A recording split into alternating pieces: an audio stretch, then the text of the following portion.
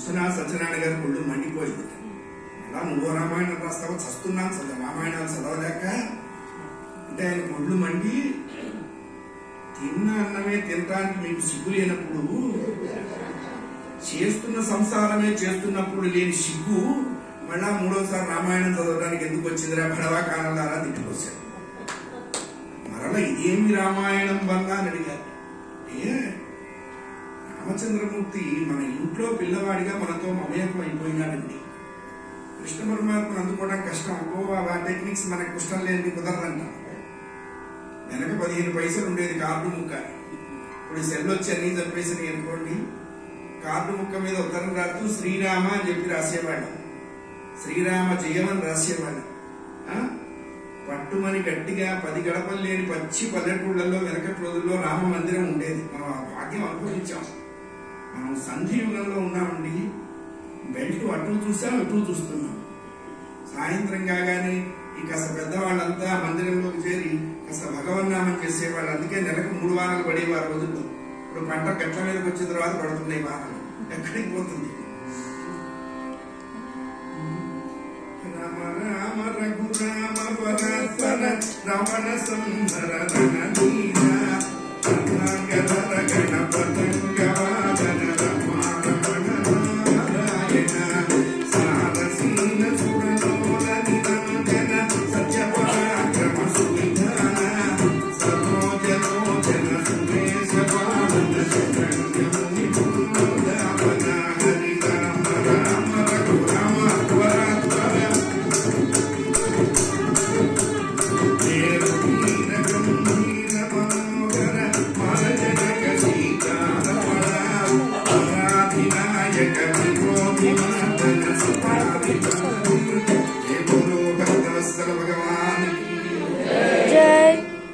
చివరికి దొంగతనం చేసిన వాడిని బెంచ్లో నిల్చోబెట్టి ఆ జడ్జి గారు అడుగుతారు, ఎరా దొంగతనం చేశావా అని. వాడు పడికే ఫస్ట్ డైలాగ్ ఏంటంటే రామ రామ నాకు తెలియదండి. అక్కడ కూడా వాడికి రాముడు ఉపయోగపడుతున్నాడు. అది రామతత్వం అంటే ఏమిటన్నా, వాడు మన ఇంట్లో పిల్లవాడు, మన పిల్లవాడు, మనతో మమేకమైపోయినవాడు. కష్టం వచ్చినా సుఖం వచ్చినా మన నోటి వెంట అప్రయత్నంగా వచ్చేది రామా అంటాం. ఎందుకు అన్నారు, ఆ మహానుభావుడు అప్పుడెప్పుడో పుట్టడం ఏమిటి, ఆ వ్యక్తిత్వ వికాసం చేత ఇప్పటి వరకు ప్రకాశిస్తున్నాడు.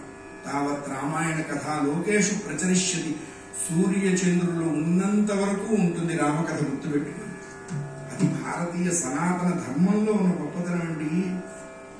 ఈ ధర్మం పుట్టలేదు, ఎవరు పుట్టించలేదు. పుట్టనటువంటి ధర్మంలోనే పెద్దలంతా పుట్టారు, రాముడు కృష్ణుడు. అందుకే ఈ సనాతన ధర్మానికి మరణం లేదు. మిగతా ధర్మాలు చచ్చిపోతాయి, వాడు పెరిగినప్పుడు పెరుగుతుంది, వాడు తగ్గినప్పుడు తగ్గుతుంది. అటువంటి సనాతన వైదిక ధర్మానికి మూలమూర్తి రామచంద్రమూర్తి. సీతా కళ్యాణం చెప్పమన్నారు, చాలా విశేషం. ఆవిడే సీత కాదు, మనమందరం కూడా సీతలమే. సీత అంటే అర్థం ఏంటన్నారు, జీవస్వరూపము అన్నారు. రాముడు అంటే ఎవరన్నారు, దేవస్వరూపము అన్నారు. జీవుడు దేవుళ్ళలోకి వెళ్ళటమే కళ్యాణం. ఆవిడ విశేషం ఏంటన్నారు, ఆవిడికి రాముడు ఒక్కడే తెలుసండి అన్నారు. మరి మన విశేషం ఏంటండి అన్నారు, మనకి రాముడు తప్ప మిగతావన్నీ తెలుస్తున్నాయి ఏంటి అన్నారు. అదే తేడా.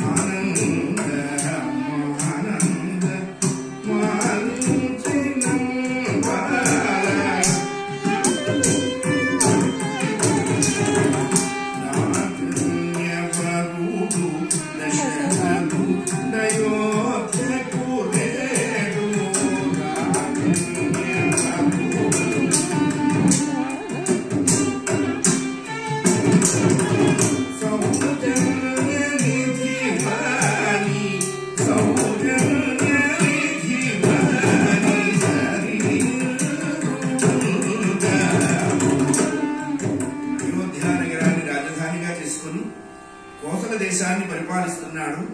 సూర్యవంశపు చక్రవర్తి అయినటువంటి దశరథుడు. ఆయన పేరు దశరథుడు అన్నారు. ఏమిటి అండి ఇందులో విశేషం ఏమన్నా ఉందా?